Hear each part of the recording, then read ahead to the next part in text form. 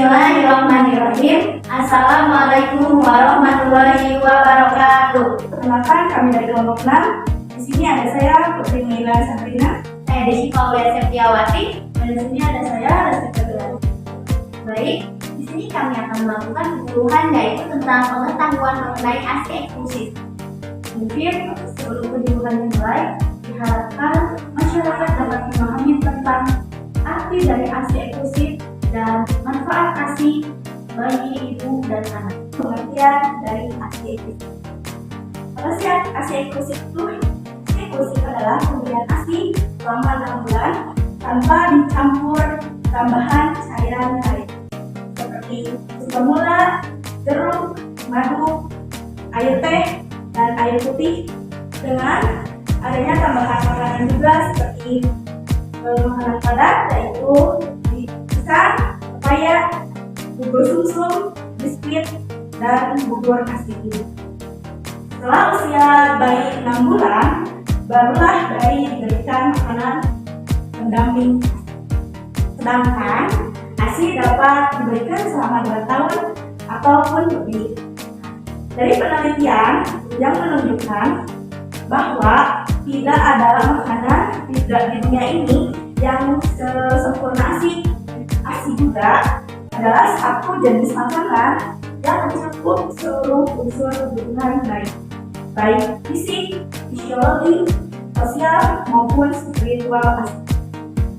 ASI mengandung nutrisi, bahkan hormon, unsur kekebalan faktor pertumbuhan ataupun anti alergi serta anti inflamasi.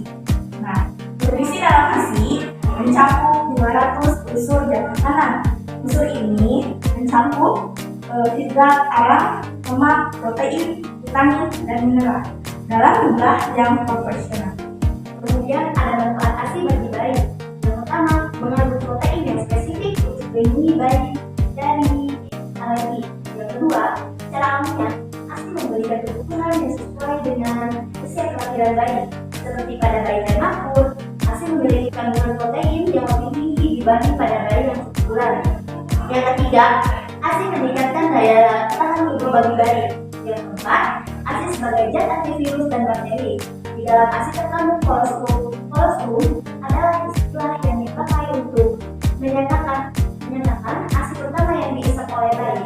Kolostrum mengandung protein, mineral, dan aneka vitamin. Lalu di sini ada manfaat ASI bagi ibu. Yang pertama itu membantu mempercepat pengembalian rahim ke bentuk semula dan mengurangi pendarahan setelah kelahiran. Yang kedua, mencegah kanker payudara. Yang ketiga, menyusui secara teratur akan menurunkan berat badan ibu secara bertahap. Yang keempat, memberikan secara puas, bangga, dan bahagia pada ibu yang berhasil menyusui. Yang kelima, pemberian ASI secara eksklusif dapat sebagai kontrasepsi selama 6 bulan setelah kelahiran karena isapan bayi merangsang prolaktin yang menghambat terjadinya ovulasi pematangan telur sehingga menunda kesuburan. Kemudian, D. Ada keunggulan ASI eksklusif dibandingkan susu formula. Yang ke-1, ASI mengandung kolostrum yang berfungsi sebagai zat kekebalan tubuh yang melindungi bayi dari penyakit. Kedua, ASI lebih terjamin kebersihannya. Karena ASI tidak perlu penyajian khusus. ASI diberikan secara mudah dan praktis setiap saat bayi membutuhkan cold feeding. Yang ketiga, kandungan lemak dan protein dalam ASI lebih mudah diserap sistem pencernaan bayi dibandingkan dengan susu formula, sehingga tidak menyebabkan terjadinya diare. Kemudian yang keempat, kandungan vitamin A, B, C, D, zat besi, kalsium, dan zat-zat mineral lain dalam ASI lebih banyak daripada susu formula. Yang kelima, ASI merupakan karunia Tuhan yang diperoleh secara gratis.